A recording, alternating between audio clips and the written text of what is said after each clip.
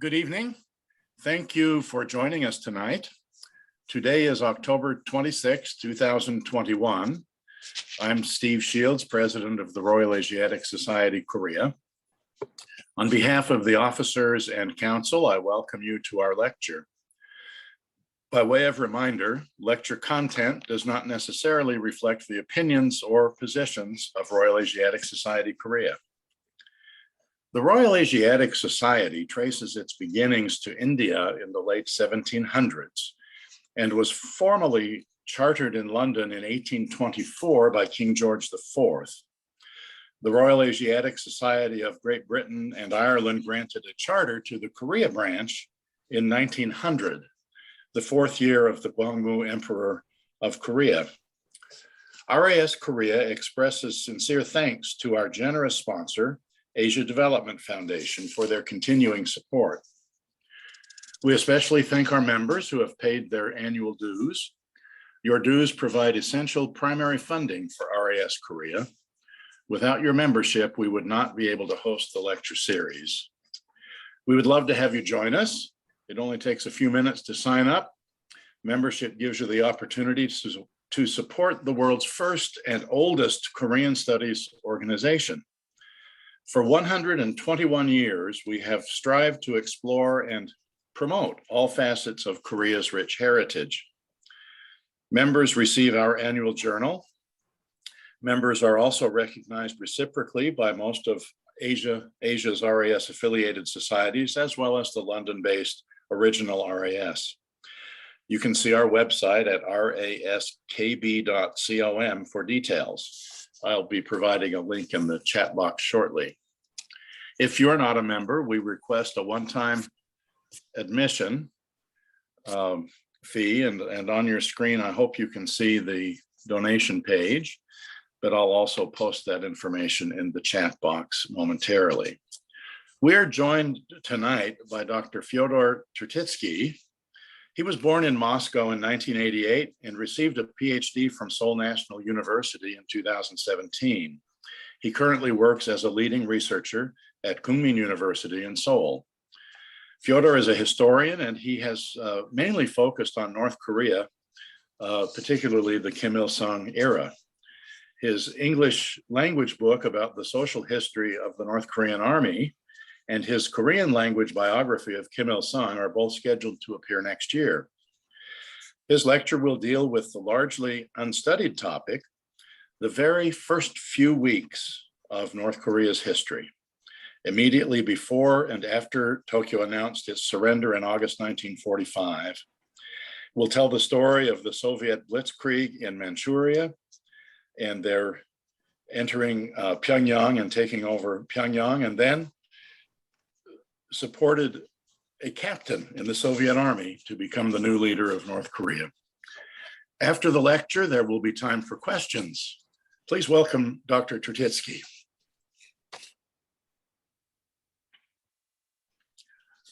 Go ahead, Fyodor.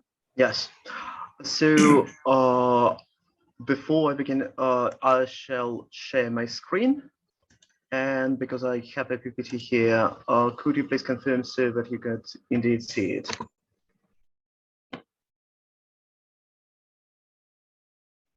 You have muted. It looks good. Looks good, Fyodor. Thank you. Thank you. Yep. So I'll begin now. So first of all, it's an absolute pleasure and a great honor to be here.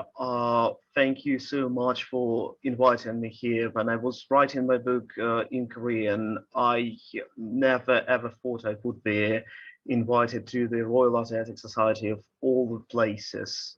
I never even was thinking that it would be read by an English-speaking audience, but well, here I am. Thank you so much. So I'll try to introduce the contents of the book, and well, along with the information I found since it has been published. So let's begin with what was East Asia was before the Soviet-Japanese War, what it was in the early August 1945, before it all changed. So let's have a look at this map. this was the situation for the last 5 years for some of the places, including our beloved Korea. This was the situation for the last 35 years. As probably all of us know, the Korea was a colony of Japan. It has been a colony of Japan since 1910. And by 1945, it was ruled by Governor General Abe Nobuyuki, who turned out to be the last man to occupy such a position. Vast parts of China were under Japanese military occupation, but part of it were organized into puppet regimes like Manchuria and Manchuria, and opposing Japan was the Soviet Union and People's Republic of Mongolia, who at the time were all the parts of different alliances. Soviet Union was part of the Allies in the Second World War, and Empire of Japan was a part of the Axis Pact, but they were not at war. Ironically, the relationship between Moscow and Tokyo was actually not quite that bad, because both nations signed a neutrality pact in 1941, which they have abided ever since. And in fact, Tokyo even hoped that maybe the Soviet Union would serve as sort of a mediator in peace talks between Japan and the United States and Britain. But then it all changed. It all changed at the Yalta Conference in February 1945, and Churchill and Roosevelt made what ultimately turned out to be perhaps the biggest strategic mistake the West has ever committed during the entire Cold War. Well, we usually say that the Cold War began after the Second World War, but if we would include all the confrontation between the USSR and Western democracies, this ultimately turned out to be the biggest strategic mistake, because we asked Stalin to join the war against Japan. Because at the time, we were still not sure that the newest project, the atomic bomb, would work. And the direct invasion to Japan was considered to be too costly, and Britain and the United States were thinking that if the Soviets would also attack Japan, then finally, well, Tokyo would choose to see the light and surrender. So in April 1945, the Soviet People's Commissariat for Foreign Affairs summoned the Japanese ambassador and says, well, we are withdrawing from the Neutrality Act. According to the conditions of this act, it was supposed to last for 1 more year. So theoretically, according to the rules, the USSR was not supposed to attack Japan until April 1946, which is quite an important part of the Japanese discourse now, and sort of like semi-forgotten in Russia, because USSR did break this close. But both parties understand that this was not to happen. The Soviet Union was started to prepare for an invasion. The joint command of the Soviet troops in the Far East was created. The Japanese reorganized the armies in Manchuria and in Korea. And on the 8th of August, the Soviet Union declared war against Japan. There is a good question whether the invasion was a surprise one or it wasn't. It's actually the reason a correct answer, because, well, the declaration of war was 1 hour before the invasion started. But due to a time difference, there was no time for this information to reach the front line, because the Japanese ambassador, Moscow, had to inform Tokyo, Tokyo had to inform Manchuria, capital of Xinjiang, and they had to inform the front lines. And by the time the message reached, well, the war was already in full motion. By the time the Soviet-Japanese War began, Japan was already exhausted by a prolonged conflict with China, the British Empire, and the United States. Hiroshima was already struck with an atomic strike. In just 1 day, Nagasaki followed, so the war was quite swift. because the Red Army and Navy, they advanced in all directions, and only like on the islands, particularly on the Kurils, the resistance was harder than the Soviets anticipated. That's why, in particular, they had to cancel the landing on Hokkaido, because the original Soviet plan was to take Hokkaido as well. Tokyo was struck with revelation that there is no hope now, because the Allies have dreaded weapon. We knew that it was called the atomic bomb. If you look at the newspapers of the time, the Japanese did report what was it. They have a new enemy, an enemy which is swiftly advancing and to the south, so there is no option but to surrender. Interestingly, unlike the surrender of Germany, Japan's surrender wasn't an unconditional one, because the Allies did announce the terms and the Japanese accepted them. So on the 15th of August, the Emperor of Japan, Hirohito, addressed the nation himself, which is the event which is called Jade Voice broadcast in Japan. And what he said, like, we accept the terms and we surrender. One of the clauses of the Allies put was that the biggest colony of Japan, Korea, was to become an independent nation in due time. And that's how both North and South Korea eventually originated. So what, let us now look at it from a point of view of the government general. What happened here in Seoul, or Keijo, how it was called here, still under Japanese name.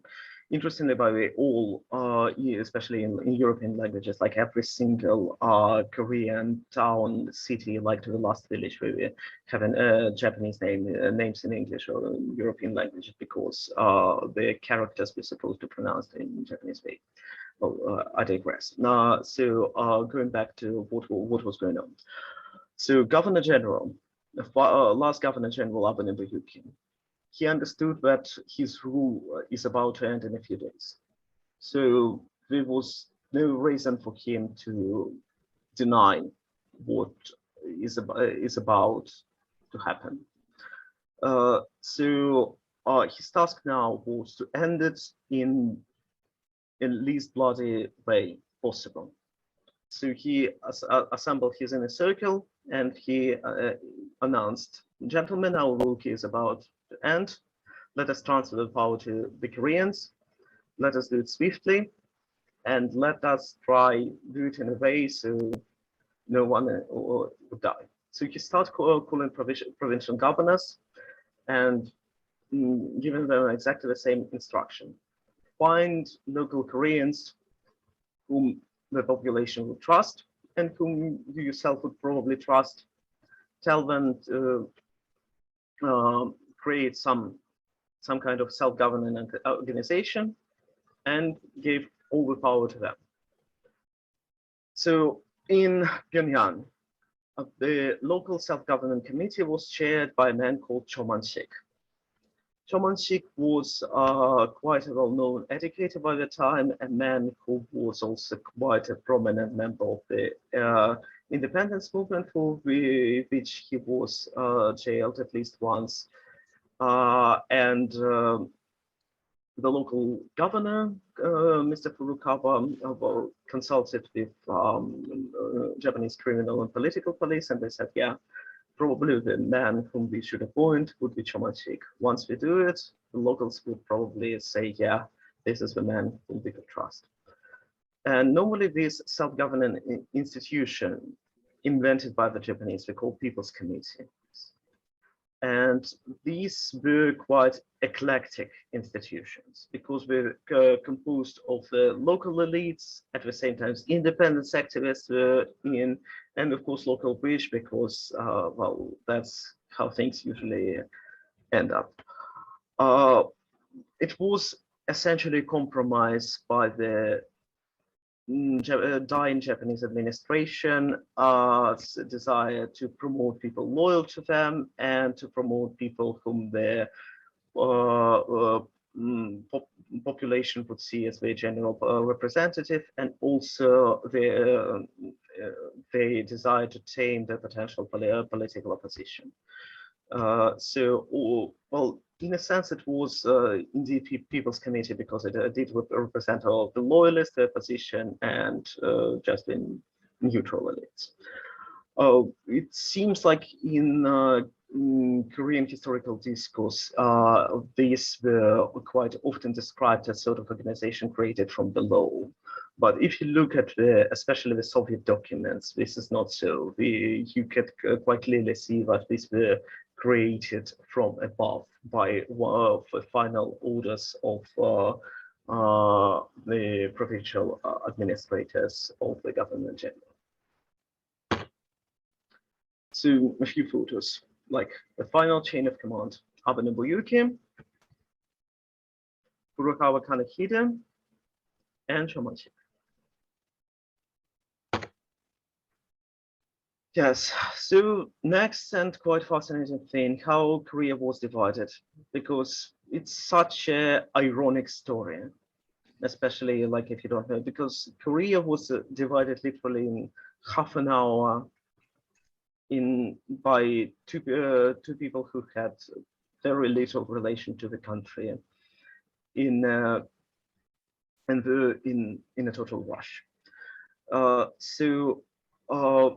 In August 1945, as you remember, Soviet-Japanese War. Soviet troops are advancing to the south. And the American troops are still stranded in the Okinawa Islands to the south of the mainland Japan. So from a point of view of Washington, what would they be concerned with? Of course, that the Soviets could potentially take the entirety of Korea. And once they're in, they could like create a puppet state there or do whatever they want. And ultimately, like the entire peninsula would be probably have a communist regime. And that's something which must be prevented and must be prevented as soon as possible. So the only feasible compromise would be to quickly outline some kind of idea of creating two occupation zones, show it to Stalin, get his approval, and get to themselves at least half of Korea. And that brought two colonels of the United States Army, Charles Bonestell and Dean Rusk, the task lead. They had only 30 minutes, and they got this map you can see. So what was bad about this map? It didn't have administrative divisions of Korea, so you couldn't just say like this province goes to the Soviets and this province goes to us. So Bonestell and Rusk were looking at this map and they were thinking, well, what can they do? So obviously for our side, for the American side, well, we take the south and the Soviets would take the north because, well, the army is advancing from the north, so there's really no alternative. What would we want? We would want the capital because the capital is where it is where all the important stuff is. How could we create some kind of plan which we could sell to Stalin? First idea was to create a division line between the cities which are called here Heijo and Genzan. These are Japanese names for the cities we better know as Pyongyang and Wonsan. But when this first idea was discarded, because like in practice, think about it. If you put a division like this, how would you divide the cities in practice? Like half of Pyongyang would go to the north, half of Pyongyang would go to the south, and like how would you draw the line inside the city? And then like plan B was, yeah, there are lines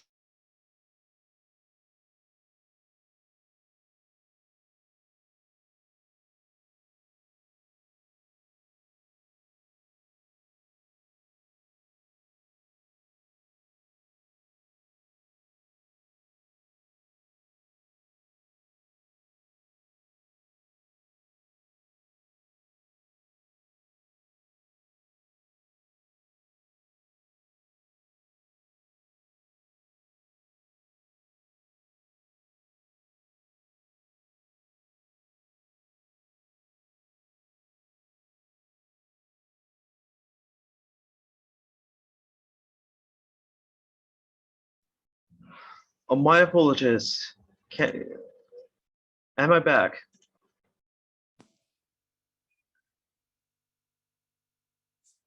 Yes, you're back, Fyodor. Yes. I am. Thank you so much. You're Sorry back. if there is something terribly wrong with the internet connection. Well, you're yes. sounding good right now.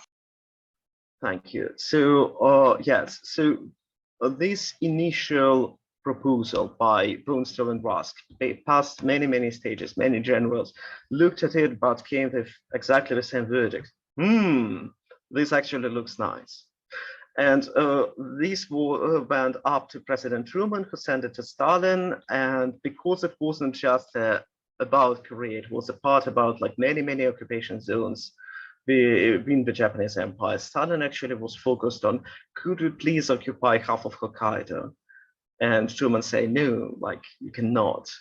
And Stalin said, but like, could we? Because like we were humiliated by the Russo-Japanese War of 1904 and 5, and we like Russian people really would like to get some revenge. And Truman said like, no, like you cannot really. Stalin said, like, yeah, and actually you misunderstood us, like we never even wanted this to begin with. And that's how negotiations ended. So the Soviet Union did annex South Sakhalin and the Kurils. We got the north of Korea. They got this part with Port Arthur, but Korea's fate was eventually, well, essentially sealed within this half an hour by 2 US colonels. Well, quite interesting, they ultimately became quite important people. Rusk became Secretary of State, and Bonesteel became a 4-star general. But what is quite ironic, I checked like their biographies, and when Rusk was Secretary of State, and when Bonesteel was general, they did not do anything nearly as important as they did at this momentous day, that they were just ordinary colonels, and then decided the fate of the entire country for decades to come. So this is how Korea was divided, and what also I've noticed recently, as you can see, some of the Korean provinces were governed by Japanese governors, and some by Koreans. So only one Kanmon province was the divided one was governed by Korean, which ended, or part of it ended in the Soviet zone. But since its provincial capital was in the American one, all the governors of the Soviets were dealing with the Japanese. So essentially, like almost the entire Korean political elite was in the American occupation zone. I think that's an important factor to remember. So, well, okay, it all began on 8th of August. It all ended in a week on the 15th of August. And that's how the entire map of the region changed. So, fate of China was changed irrevocably from a country which was likely doomed to eventually capitulate to Japan. It ended up being divided into communist and nationalist zones, and essentially, as we know, civil war restarted, and nationalists lost the mainland but retained Taiwan. Korea was divided into the Soviet and American zone, and Japan lost its sovereignty until 1952, but also the militarist dictatorship was also gone, and the country has eventually experienced its spectacular rebirth. So, well, actual North Korean affairs. How the North was governed. Like after the occupation zone was created, after North Korea was created as an entity, the region we can't really call it a country yet, was put under rule of the 25th Army. And the army was commanded by Colonel General Ivan Chistikov, who was just a military officer. So the officers below him, usually like political officers or like people responsible for less like militaristic affairs, like people from the department which would be dealing with civilians or like less not purely military affairs. But the man in charge was just a man who was supposed to lead the army of conquest.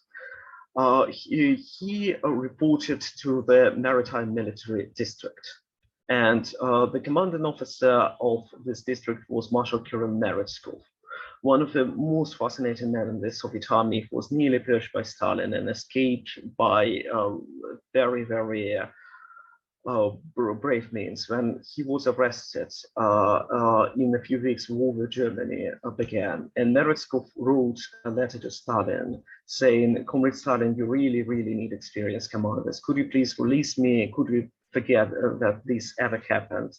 I would be willing to just accept a command of a large unit and fight for our country."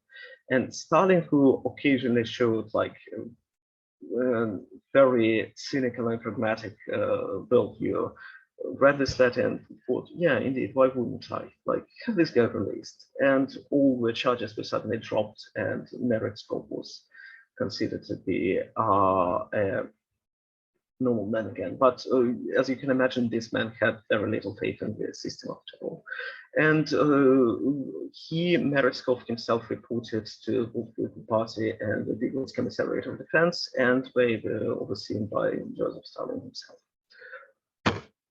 Yeah, so another important man was Yosef Kim. I'll mention him later. Meretskov's political officer. He will later become the chief political officer in the entire Red Army. Quite important man in Yosef Kim also. So two subordinates for Chistikov and two top men in the 25th Army, the General Nikolai Lebedev and Andrei Romanenko, both political officers. Quite, I would say, quite kind souls, especially compared to their commanders. Moderate people, quite concerned about the local population, unlike Ivan Chistikov. But I'll tell more about this a little later. So the first task which fell upon the Red Army were to put a headquarters, because thanks to von Sternberg, Seoul, the natural capital of Korea, was in the American zone. And the first idea was Hamken.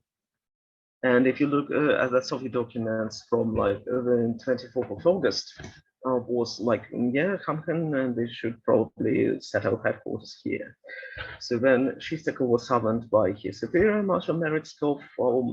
He was given Hamken as a first option and Pyongyang as a second option. The problem was that Chistikov visited Hamken like just before coming to see Marshal Meretskov, and he hadn't seen Pyongyang yet. And I strongly suspect that Chistikov's impression of the city was so bad that he did not want to set up his headquarters there. And he thought Pyongyang would probably be better. So he chose Pyongyang, and that's the sole reason this is the capital of North Korea now. And that's the sole reason why you have all this North Korean propaganda saying things about the Tedon river culture being one of the most ancient cultures on the planet, which rivals all the culture of thieves of ancient Babylonia and all this stuff. I guess some of us have not perhaps heard of the Sonchon River, which flows through Hamken. But if Chistikov would have slightly better impression of the Hamken, there is a good chance that Sonchon River culture would have been declared the most ancient culture on the planet by North Koreans. Well, we never know. But in any case, the reason why Pyongyang is the North Korean capital is because General Chistikov said so in August 1945. Yes, and finally, Japan surrendered. Yeah, well, I mean, we all know how Japan surrendered in the American zone because naturally the Governor General himself did. And in the Soviet zone, the surrender ceremony was carried in a hotel by the local military commander, Lieutenant General Takeshita Yoshikaru, who surrendered to General Chistikov. And on August 26, the Japanese rule in the north was officially over. Yeah, as you can see, the woman standing there she's called Park Chan-ae. She would be mentioned in our story later, and people who are familiar with North Korean history have probably heard of her. She later became quite a prominent North Korean politician. At the time the Soviets arrived, she was in jail. She was a political prisoner under Japanese, and she was released at the time of Soviet advance. Yeah, so after the Japanese surrendered, well, everything changed. If you read books on early North Korean history, people usually say that the only three political parties, have only been three political parties in North Korean history. These like Democratic Party, Party of Young Friends of Chondogyo, and the Workers' Party of Korea. I mean, this is true for the later times, but one small period of time, people sort of, most researchers sort of skip is the period between August and October 1945. That was a very, very small period of time when real political competition and sort of political freedom briefly existed in North Korea. And I think it's very important to remember it because it shows that people there were not different from us, and they had different ideas, and they had their own hopes and dreams before it all went the way it went. So, like, if you would look at political parties and movements and various tendencies, they could roughly be divided into three groups. First group would be right-wing nationalists. And the first political party, PAN in Korean, which was formed, was the National Party. It soon got banned, and it was banned under a very, I would say, a very daft reason. So they call themselves a national party, but then probably someone not so bright of the party members thought that, well, our part of Korea is going to be governed by Soviets. Maybe we should put something which we would like in the name of our party. And the socialist country, so maybe we should put it with socialist in it. And they call themselves the National Socialist Party, like less than a year after surrender of the Nazi Germany. Now, the Soviets got it. It was all the documents. Like later, if you would read documents from 46, 47, they directly started comparing with Hitler and Mussolini, which was like a bit of a stretch. But in any case, like in September, this party was swiftly banned because the name was considered to be outrageous. Other right-wing organizations were also gave one could give an impression that these people had very little idea of what was going on or what you could do, because we could organize like a demonstration with slogans like "Long live the United States of America." This is not what you do in a zone which was ruled by the Red Army of Joseph Stalin, because normally, well, this ends up quite quickly, to put it mildly. And it did. Well, much smarter force was the North Korean Social Democrats. Interestingly, we were based in a smaller city, Sineju, near the Manchurian border. These people were fully aware of what was going on, and we were trying to negotiate. They said they were extremely grateful to the Soviets for liberating them from the Japanese rule. And what we want Korea to become a neutral nation, which would be social democratic way, highly friendly to the Soviet Union, but independent from the great powers. Why I think it was a realistic point of view in 1945, because there is one example of a country which was partially occupied by the Soviet Union, but ultimately managed up to become a unified democracy, Austria. It was such a thing as East Austria, but ultimately Soviet troops were withdrawn in 1955. And as we all know, a small miracle happened. And that was what the Social Democratic Party of Korea hoped for the time. Unfortunately, things escalated. The youth organization got in conflict with the local communists, and in November 45, the leadership was thinking that it would probably result in immediate Soviet retributions, and they decided to flee to the south, and that's how things end. Interestingly, what happened with communists? Like communists were ecstatic with the coming of the Red Army, and they immediately became very proactive. They started publishing newspapers named like Pravda and Izvestia, mimicking the Soviet newspapers, and all this activity started making the Soviets a little uneasy because they would rather prefer the communists coming to them and with questions like, "Comrade General, what shall we do?" instead of taking the matters in their own hands. But for the time being, in August and September, people were mostly permitted to do what they wanted, while the 25th Army was waiting for the instructions from Moscow. Meanwhile, I'm very sorry for the typo. Is of course the Red Army. So sorry, it's such a silly typo. The Red Army Command issued their own warn. As you can see, there are various denominations here, like 1, 5, 10, and 100.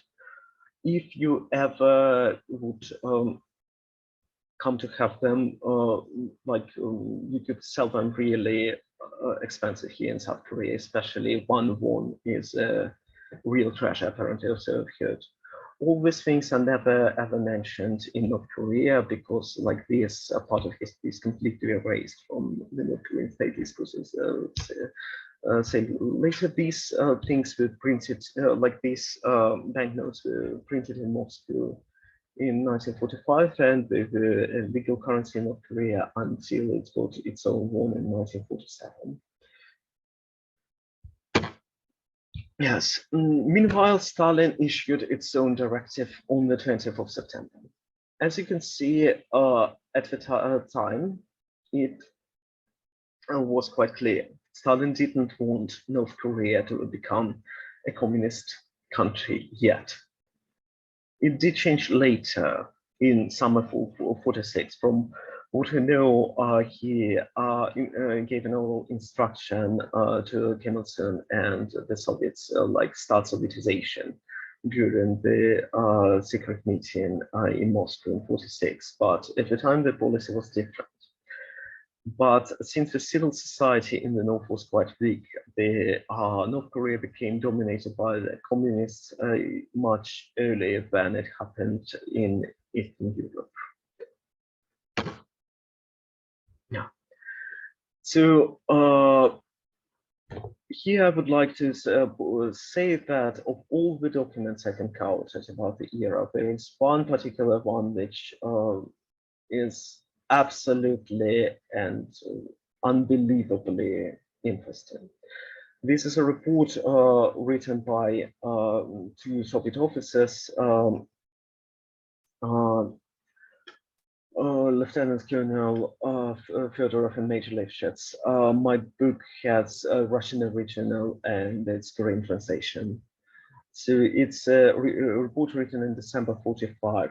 They were both sent there, to North Korea just to investigate how to investigate the region for future agrarian reform. But what we saw there shocked them so much that they felt morally compelled to write a reform to their superiors. So North Korea at the time has experienced a huge crisis because Colonel General Chistikov essentially run North Korea as an occupier. So the economy came into a complete stop, and North Korea faced the perspective of restoration. Soldiers and even officers committed crimes like from relatively innocent things like shooting in the air to quite horrendous things like raping Korean women. Particularly horrific thing was what they did to the Japanese, because Japanese people were settled by the Soviets to ghettos where people were not having enough food, and dozens of people died every day. And one of the things I would like to point out specifically that there is a sort of a preconception that like a military officer is a better person than a political officer, and a political officer is sort of a better man than someone from the secret police. From what we would see from this part of North Korean history, this is completely not true. Because what happened in North Korea, political officers and a local chief of the Soviet secret police, the Directive KVT, colonel of the state security Balasanov, came to Chistikov and begged the general to feed the Japanese. He said, like, please, general, they are dying, give them some rice. And Chistikov said, no, this is our trophy, I refuse. And then they were saying, but you know, this is not how things should be done. We should report you upstairs to Marshal Meretskov. Chistikov said, like, I'm in charge here. This is my army, and this is my country. Yeah. So Fyodorov and Lefshitz, what was it? They wrote a report to Lieutenant General Kalashnikov, who was a good friend of Fyodorov, who reported it to Colonel General Shtikov, who was quite a brave man and was not even afraid to cautiously argue with Stalin, who sent it to Meretskov.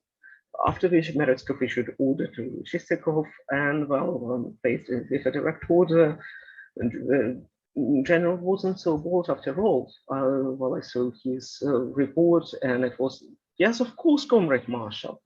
As you say, Comrade Marshal, of course I will feed these people. Well, yes, your order will be carried immediately. And yeah, if you want, like maybe people who want to download the original, please believe. Quite a fantastic document.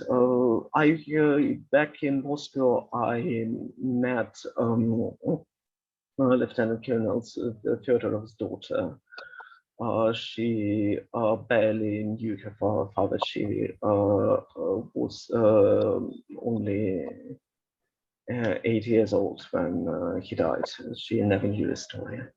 Needless to say, she was quite impressed. That's how these two officers look like.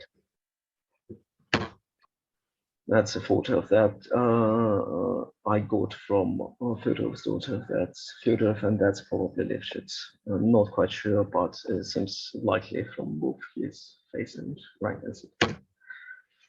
Yeah, and well, for the final part of the lecture, well, as you probably noticed, I have not quite mentioned our main hero, Kim Il-sung.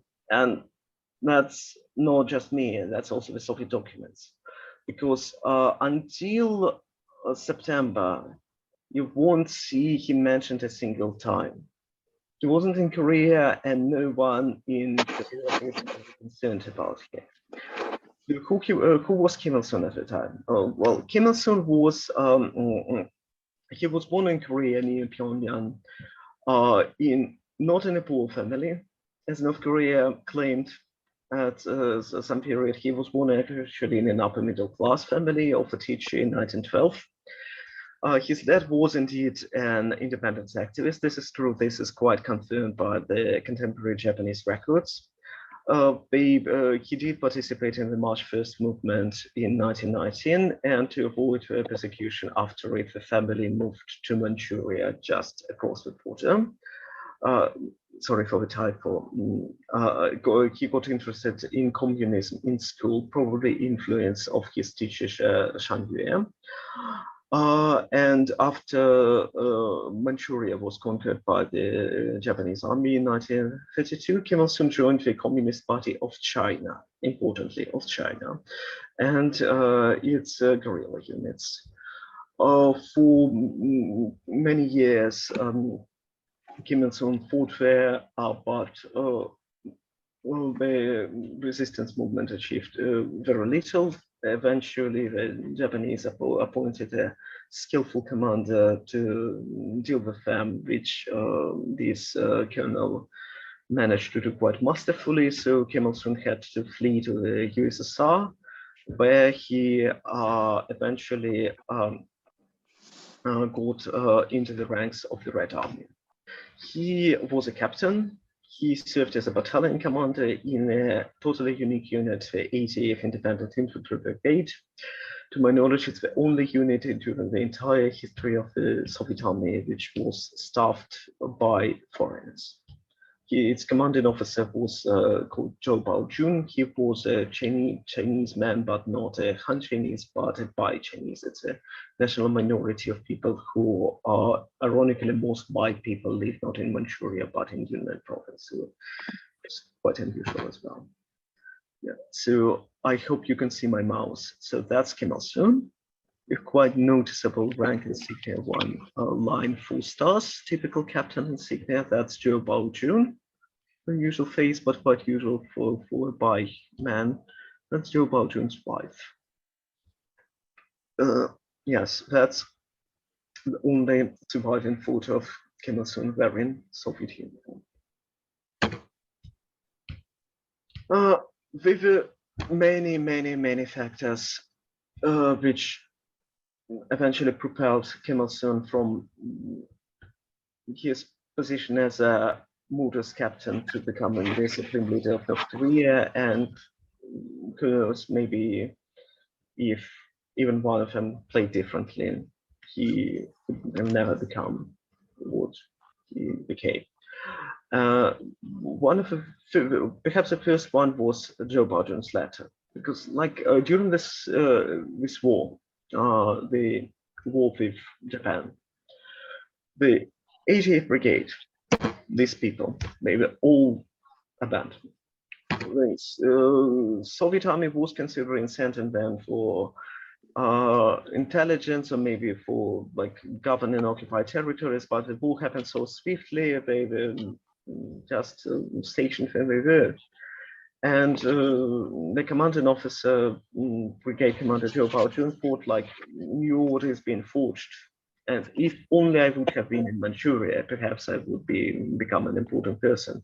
So he sent a letter directly to the commander of all Soviet forces in the Far East, saying, like, Comrade Marshal, could you please send me my comrades in Manchuria? We will do our best to assist our Soviet friends. That was the first thing, because of course, not just the Chinese were sent to Manchuria, but also the Koreans were sent to Korea, including us. So, second thing was that the report of a man called Grigory Mekler, because when Soviets were starting to consider to send these Chinese and Koreans back to their homelands, they started they instructed their officers to write assessment letters of the officers of the brigade, and the man tasked with Captain Kim Il-sung was called Grigory Mekler. He was very impressed with the young captain. He thought that he was an exemplary officer, loved by his subordinates, and that was another factor.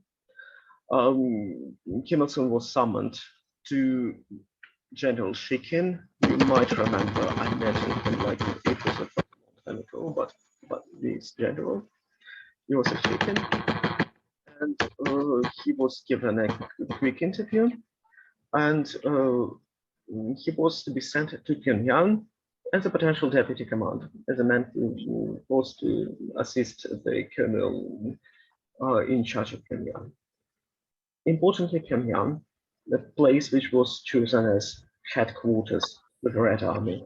So if Chistikov would have chosen not Pyongyang, but Khamsin, who knows, maybe it would have been Kinchak, the man sent to Khamsin, who would have been the supreme leader. Who knows? Like, this was the time that every day was making history. That was quite a remarkable year. So what we actually know what was the way Kim Il-sung came to Korea, because he made one unsuccessful attempt. So the first one was to go from Manchuria. He and his group tried to cross the border through Andong, well, now Dandong, but at the time it was called Andong, to Sinju, but the bridge was damaged during the war, so they had to go back to the Soviet Union. We boarded a ship called Yemelyan Pugachev, and they sailed from Vladivostok to Wonsan. And yeah, well, he quite symbolically came home on Chuseok, which, well, as you know, is a holiday where once visits Kim's homeland, and Kim Il-sung returned to his Pyongyang on Chuseok. This is actually the ship where he came. This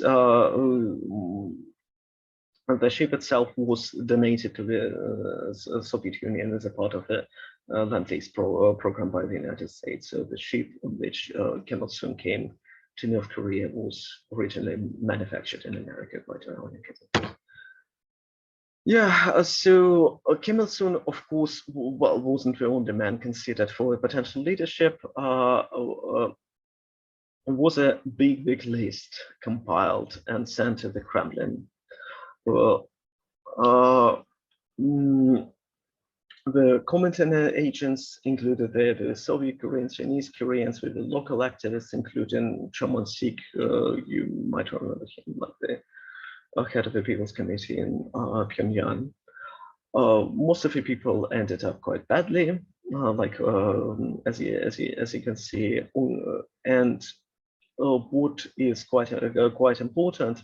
Some from what we know about people survived. None of them have ever learned about the existence of this list, because it was discovered by one researcher, I think, only about year 2000, and most of these people were already dead. Quite remarkable. So a person could have become a supreme leader, but never ever even learned this fact. So why did Stalin pick up Kim Il-sung out of all this? Because the alternatives. So first of all, there was no obvious choice whom to leave North Korea, because we were countries where such a question would have never arisen, like whom to leave communist Bulgaria. Well, of course, it would be Dimitrov, because Dimitrov was in charge of Comintern, and he was like the top Bulgarian communist in Czechoslovakia. Well, of course, the man who led the Communist Party since time immemorial. But Kim Il-sung had multiple advantages when it came to over other candidates. He was Soviet enough. Well, he was a captain of the Red Army. Sorry for the typos. I compiled this presentation this morning. Captain of the Red Army. He was a battalion commander. So he was loved by Soviet generals. And importantly, his Russian skills were absolutely majestic. Kim Il-sung was excellent when it came to foreign language. Both his Russian and Chinese skills were superb. And at the same time, Kim Il-sung was Korean enough. So unlike some Soviet Korean, he was born in Korea, he spent his childhood there, and he wouldn't be perceived by the local population as just some guy from Tashkent whom Moscow sent there to govern. And from what we know, there is a good chance he was actually supported by Lavrentiy Beria, the chairman of the Soviet secret police, because of the people in the list I mentioned before were not quite up to the criteria originally suggested by the Kremlin. So what General Nikolai Lebedev said, that Beria approached Stalin and said, like, you see, Comrade Stalin, these people are not quite to the criteria we outlined, but my man found a better candidate, called Captain Kim Il-sung. And then Stalin chose him. And there was one more peculiar factor, because we were at least two other partisans before who were using the same nomenclature, Kim Il-sung. Because Kim Il-sung's original name was Kim Son-chul, and he chose his name. He chose to change his name to Kim Il-sung in the early 1930s. Probably to honor one of his predecessors. But because as one can see in the document from the 40s, his own guerrilla exploits sort of became merged in the urban legends with the exploits of his predecessor, and he was perceived by many people as a person more important than he actually was. And this aura of importance, of course, was impressed the Soviet generals as well.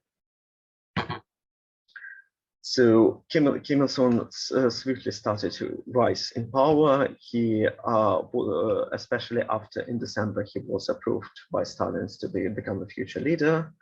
On the 21st of December, there was no doubt it was him who would be the leader of North Korea.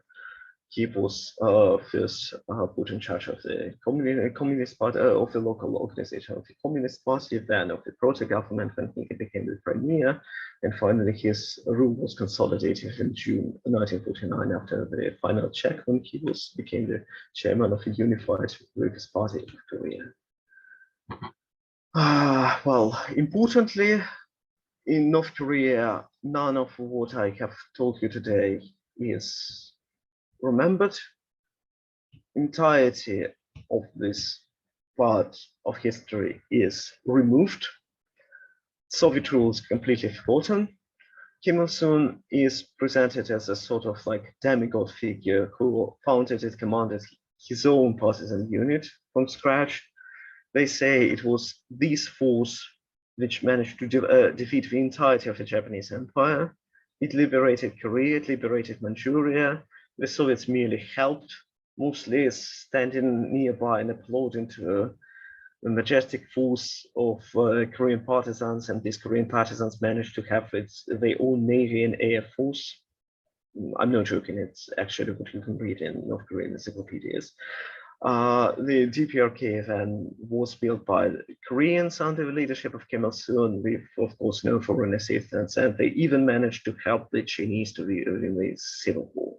This is what they have been teaching since roughly 1967, since they introduced what is called the singular thought system,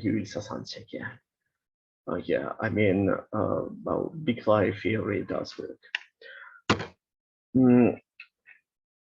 This is Kim Il-sung's first appearance of 14th of October 1945, and this is the edited photo in North Korea. As you can see, what is removed: original Korean flag, which is now flag of South Korea, Soviet flag, Major Khan doing translation, Soviet general, and importantly, Kim Il-sung's Soviet Order of the Red Banner, of which he used to be so proud that he even refused to remove it, although General Lebedev really wanted him to.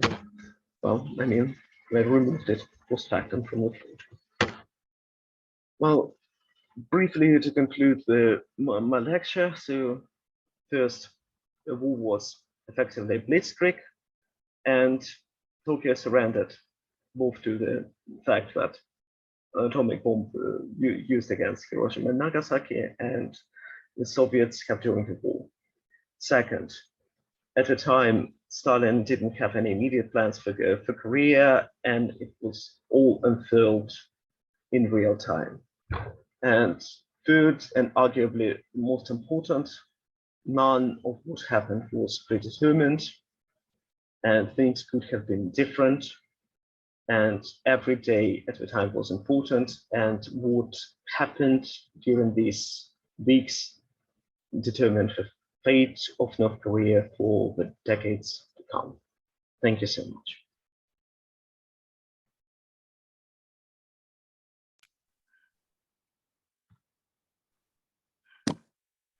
Thank you very much. That was a very good summary of the book. So now it's time for questions. I would imagine there might be one or two. Use the raise hand function in Zoom or post a question in the chat box. I'll do my best to get around to everybody. Fyodor, if you could stop. Oh, you did. Thank you. We're in good shape now.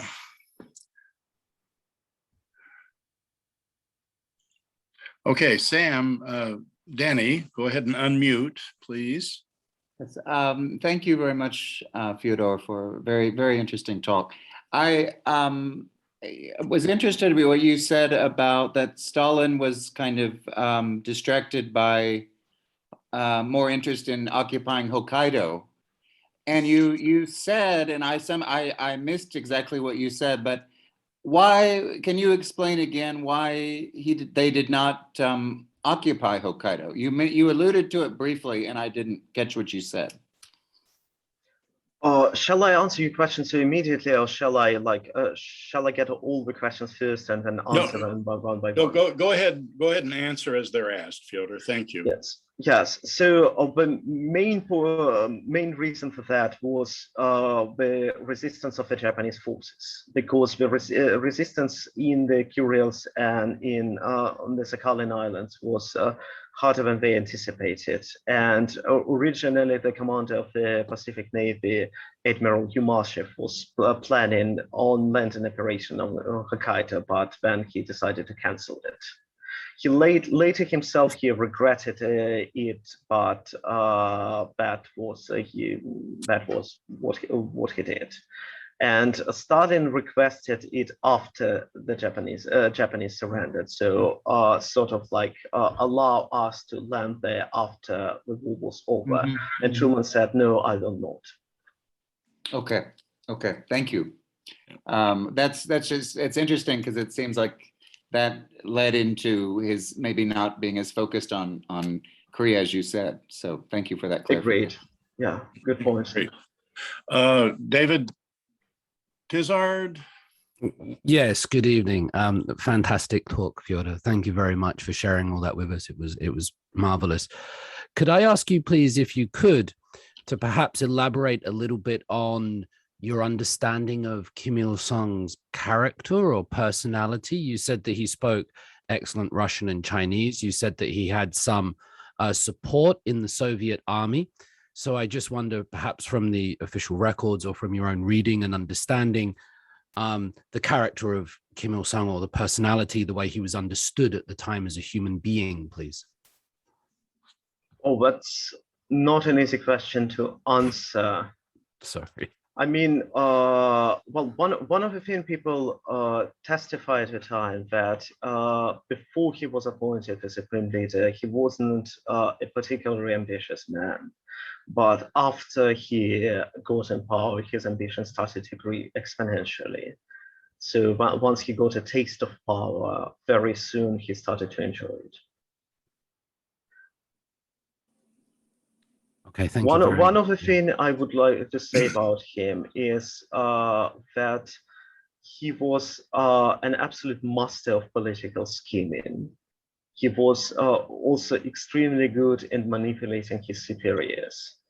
And one of his tactics, maybe, I don't know, would be to maybe even useful for us in real life, is that if your boss is angry with you, one of the tactics he used mostly late in the 1950s, what he did is was say like, yes, sir, of course, sir, what you say, sir, is absolutely correct, sir. I will do so. Like maybe like just not now, sir. Like I have to prepare, sir, to follow the brilliant instructions. So yeah, like what you say in principle, sir, is very good. Just like I need to prepare, and then just wait until the bosses like would be occupied with someone else. Start slowly sabotage it, and eventually just do whatever he wants. And that's how he managed ultimately to do what no one else managed, to become an independent autocrat. Although, so like in the 1940s, his regime was under comical Soviet control. I mean, calling it a puppet state would be understatement, because like it was like directly controlled. And like in the late 1950s, he became a totally independent player. He was like, I wouldn't even say he was Machiavellian. It's more like Machiavelli himself was Kim Il-sung's. That, and also like in if you would say like no, another thing which we could say was positive, he was obviously a brave man. On the negative side, of course, he was a man very, very deaf to the plight of a little man, and he was prone to cruelty, and obviously he was he has extremely insane ideas when it came to economic management. What he did with the economy is in 1960s make like the Soviet type economy looks like a bit of a genius. Thank you very much for the insight, Fyodor. I appreciate it. Thank you. Fyodor, there's a comment in the chat box. I'm going to read that. It seems as though the Russian perspective is that the DPRK has really not appreciated the influence and support which they provided to establish the regime. How would you respond to that comment? Okay, well, first of all, I do not represent the Russian state. I mean, please just don't look at me for my passport. I mean, I try to be objective. I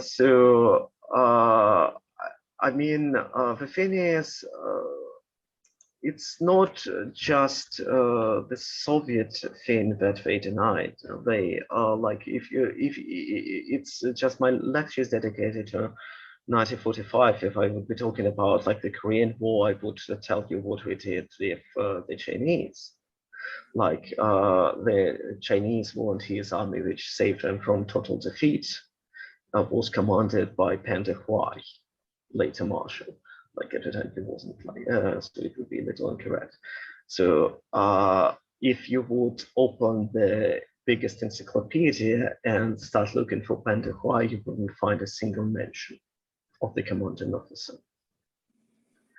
He was erased from history because we were quite bitter enemies with Kim Il-sung. When I was there in Pyongyang in 2014, and we went, I was a part of the Chinese group. We went to a small museum dedicated specifically to Chinese volunteers, and they have no electricity. So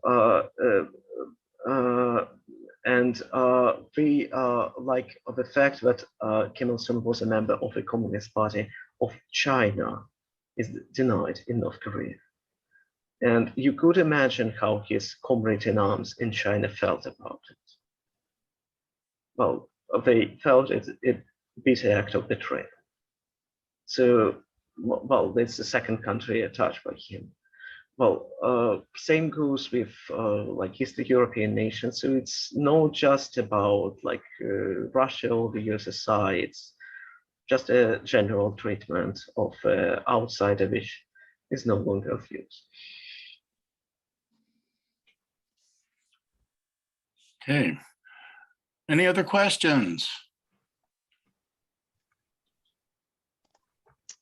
I have one. Yeah, go right ahead, Matt. Thank you. There's little in English about the Soviet invasion of Korea.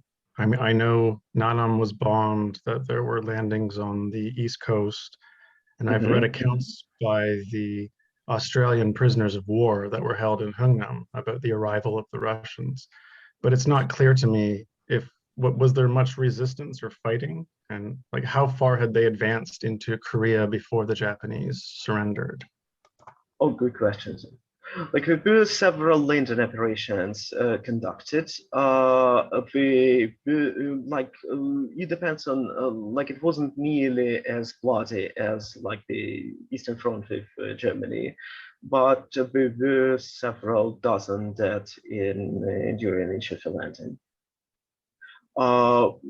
Yeah, I think it was Ungi landing operation, Chonjin, and Odejin. Mostly the Japanese were quite demoralized, and after a few skirmishes, they started to be quickly surrendered. Most of the battles where like real fight happened on land. So in Manchuria or in Sakhalin or in the Kurils.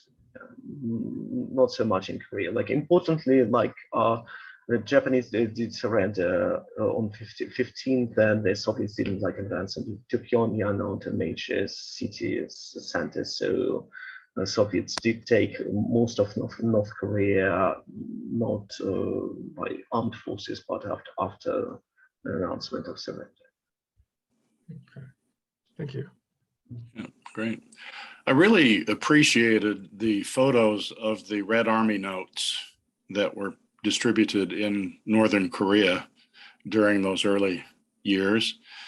I once asked my coin dealer here in Seoul, and he looked at me and he said, "Steve, you don't have enough money."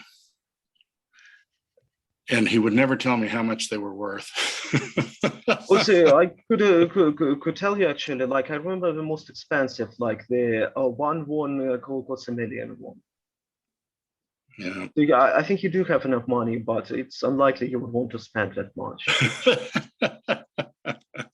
I have a love of coin and banknote collecting, and I've spent considerable time on South Korean banknotes, Japanese era banknotes, but those Red Army notes are the most elusive of all.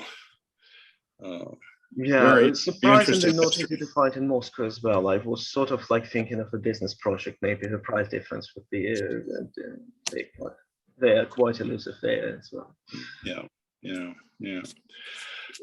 If there are no more questions, I'll bring our time to a close. I'll thank Fyodor very much again for being with us tonight. The book is an incredible read. Your lecture really summarized that well. Thank you so much for spending the time with us. Thank you all. And all of you who attended, thank you very much for being here with us. A couple of announcements. Mark your calendars if you're here in Korea or in Seoul. Saturday, November 6th, 9 a.m. to 5 p.m. is our annual holiday book sale. This year, we're featuring Transactions, volumes 31 through 90, single copies, 1,001 each. Buy 5, get 1 free. There will also be some other free items and some other heavily discounted books from our backlist. Our president emeritus, Brother Anthony, will be signing his books, his newer translation publications. And on Saturday at 11, we will have Kang Woo-sung, the author of the English language Korean Cultural Dictionary, signing his books for those who come and want to either bring a book they've bought or buy a new one. The Literature Club will be meeting on this coming Thursday the 28th at 7:30 p.m. Check our Facebook page and or the website for announcements.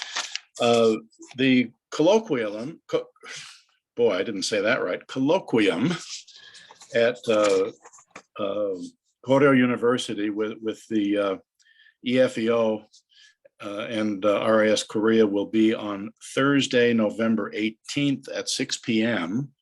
Pre-registration is required. The lecturer, Christophe Duvert, will be talking about the iconography of justice in Korea. He's a resident of South Korea since 2007, and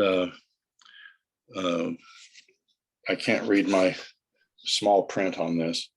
Associate professor at Sungsil University. We studied this topic about justice and how that developed in Korea historically, justice in Buddhism and on until the present time. Should be a very interesting lecture. I'm also very pleased to announce that Brother Anthony, our President Emeritus, has been chosen to receive the annual Tosan-in Award in the area of education. Tosan, as many of you may know, is the pen name of An Chang-ho, who was an early independence activist. And it's in honor, I think, the 34th annual award ceremony that's coming up. Invitation only to the ceremony. Because of COVID, there's a strict limit on the number of people who can attend, but we're honored to have our past president, Brother Anthony, honored in such a way. It's quite a wonderful thing. Our next lecture will be on November 9th at 7:30 p.m. Korea Standard Time. Dr. Christopher Roberts will join us from England. Roberts worked as a British lawyer for over 25 years and spent 10 years in East Asia, but several times between 1988 and 2003. Since retiring, he gained a PhD at SOAS and initially has published on the exercise of British extraterritoriality in Japan. His newest book, British Extraterritoriality in Korea, 1884 to 1910, compares the treaties that Britain had with each country and will continue to turn his attention to Korea. The 1883 Anglo-Korean Treaty's extraterritoriality provisions constituted an exposition of how the British negotiators considered extraterritoriality should operate throughout 19th century East Asia. They represented the high point of British claims, even as they contained the first written concession that such extraterritoriality might end. I've got to practice that word, don't I? Chris will discuss his latest research into the background of those provisions and how they were applied in Korea and eventually ended in 1910 when everything changed with Japan's takeover of Korea. But the small British presence in Korea, barely 100 people at its peak, was not as significant as it was in Japan, but several important cases did take place, particularly two cases against Ernest Bethel. And Chris will talk about that. Extraterritoriality meant that British citizens could not be tried in a Korean court, even if they violated Korean law. Likewise, Korean citizens who had a complaint against a British person could not file their complaint in the Korean court either. It's a very interesting time of history. So I think you'll find the lecture quite interesting. Check our website and our YouTube channel where you can find recordings of past lectures and other helpful information. Have a good evening. We'll see you next time.